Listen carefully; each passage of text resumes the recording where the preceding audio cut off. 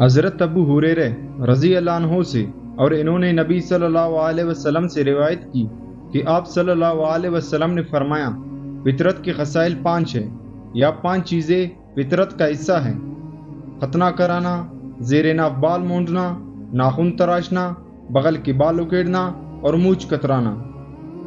صحیح مسلم حدیث نمبر 557۔ حضرت انس بن مالک رضی اللہ عنہ سے روایت ہے، انہوں نے کہا، ہمارے لیے مونچھیں کترنے، ناخن تراشنے، بغل کے بال اکیڑنے اور زیر ناف بال موڑنے کے لیے وقت مقرر کر دیا گیا کہ ہم ان کو 40 دن سے زیادہ نہ چھوڑیں۔ صحیح مسلم حدیث نمبر 599۔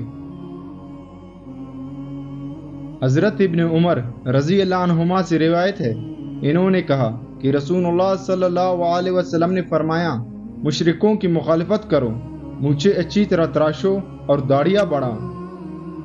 صحیح مسلم حدیث نمبر 602۔ ابو زبیر نے بیان کیا کہ انہوں نے حضرت جابر رضی اللہ عنہ کو یہ کہتے ہوئے سنا، رسول اللہ صلی اللہ علیہ وسلم نے ہمیں ہڈی یا لیر کے ذریعے سے استنجا کرنے سے منع فرمایا۔ صحیح مسلم حدیث نمبر 608۔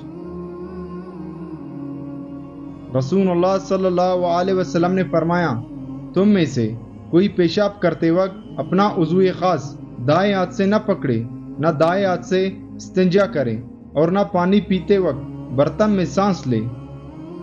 صحیح مسلم حدیث نمبر 613۔ رسول اللہ صلی اللہ علیہ وسلم نے فرمایا، جب تم میں سے کوئی بیت الخلاء میں داخل ہو تو اپنا عضو خاص اپنے دائیں ہاتھ سے نہ چھوئے۔ صحیح مسلم حدیث نمبر 614۔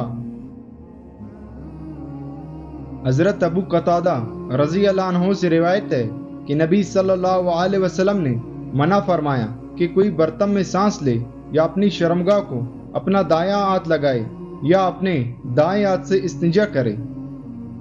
صحیح مسلم حدیث نمبر 615۔ حضرت عائشہ رضی اللہ عنہا سے روایت ہے، انہوں نے کہا، رسول اللہ صلی اللہ علیہ وسلم جب وضو فرماتے تو وضو میں، جب آپ کنگھی کرتے تو کنگھی کرنے میں، اور جب آپ جوتا پہنتے تو جوتا پہننے میں دائیں طرف سے آغاز کرنا پسند فرماتے۔ صحیح مسلم حدیث نمبر 616۔ حضرت عائشہ رضی اللہ عنہا سے روایت ہے کہ رسول اللہ صلی اللہ علیہ وسلم اپنے تمام معاملات میں اپنے جوتے پہننے، اپنی کنگھی کرنے اور اپنا وضو کرنے میں دایاں طرف سے ابتدا کرنا پسند فرماتے تھے۔ صحیح مسلم حدیث نمبر 617۔ حضرت ابو ہریرہ رضی اللہ عنہ سے روایت ہے کہ رسول اللہ صلی اللہ علیہ وسلم نے فرمایا، تم 2 سخت لعنت والے کاموں سے بچو۔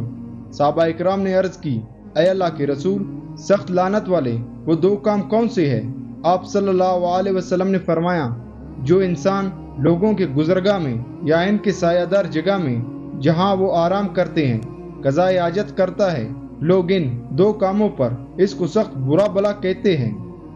صحیح مسلم حدیث نمبر 618۔